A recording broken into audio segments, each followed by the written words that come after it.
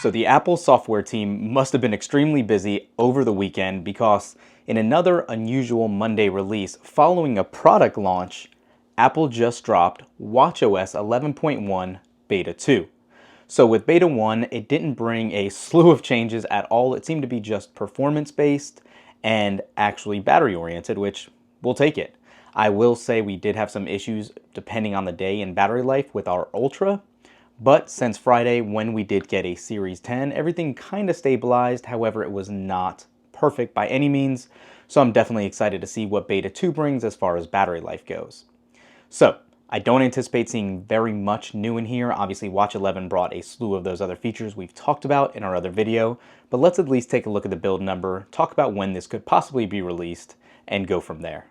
Let's go. All right, watchOS 11.1 Beta 2 just finished installing, and right off the bat, before I even want to go into the settings, want to jump in and show you guys actually something here, and that's surprisingly how fluid this beta has been jumping through apps. It's been actually a pleasant surprise. So you can just scroll through, everything just loads up and is very good actually.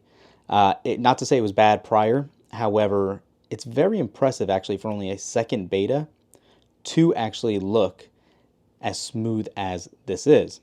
Maybe it's because it's a Series 10 with that new display technology for the 1 hertz, refresh rate and all that. I don't know. Let me know in the comments down below if you also have a Series 10, are running the beta, and see an improvement, because it's been drastic and noticeable right off the bat. So aside from that, let's go into settings, general, and about, and you can see right here, we are running 22R555 4E. So this E does align with iOS 18 Beta 5, 18.1 Beta 5, I should say. So they're keeping these on track, which is actually good to see. Both builds have the same progress made, which brings me to my next call out really quick as well, and that is going to be release timing. So since this is slated to probably launch alongside with iOS 18.1 in October, it is safe to say, if historically things remain the same, around the 21st or 22nd of the month, we should actually get the final build going public, which means the final beta should be around the 14th or 15th.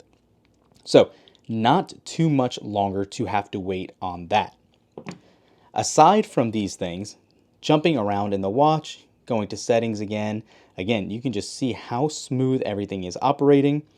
I wanted to pull up Siri here, and you can see, actually I shouldn't have even clicked in it, you can see we still have the old Siri logo, no hints of Apple Intelligence. Not surprising, since Apple did say it wasn't coming to the watch per se, but we are still getting summary notifications, which I have seen on here, and they do look and work pretty well. I'm actually impressed with that, so happy to see that nonetheless. One of the other things that we have that actually came out in watchOS 11 are those new watch faces that we did talk about in the Beta 1 video. I showed you Flux, I did not show you the other new ones. So jumping in here, you see we have Flux. Photos is one of the newer ones where you can actually select certain photos and have it kind of curate what you'd like. It's easier to do on the iPhone. So we'll do that in a second here for you.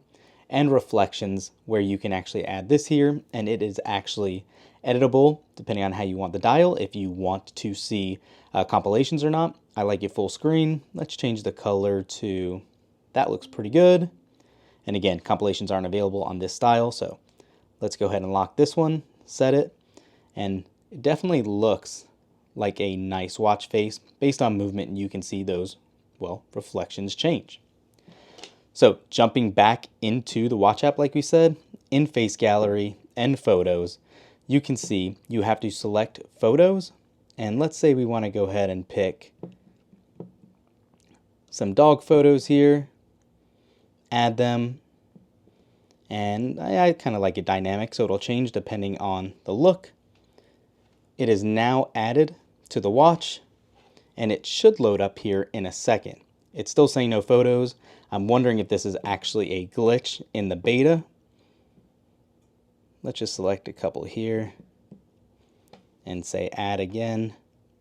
Yeah, I'm wondering if this is actually a bug, because it should pull up by now to show that watch face. We have it on our Ultra 2 over here, and it's worked very well. So yeah, let's go back really quick and see. Interesting. Definitely is not going to pull up the photos.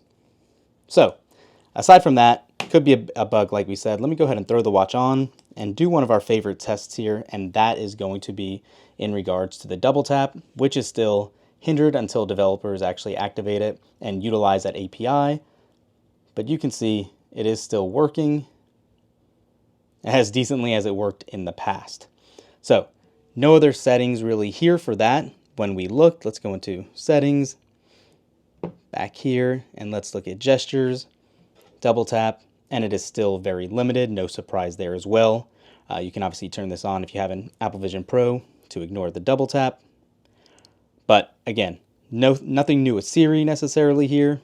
Nothing really pointing out or standing out at all. So no reason to drag this video on. Probably a little more lengthier than it needed to be.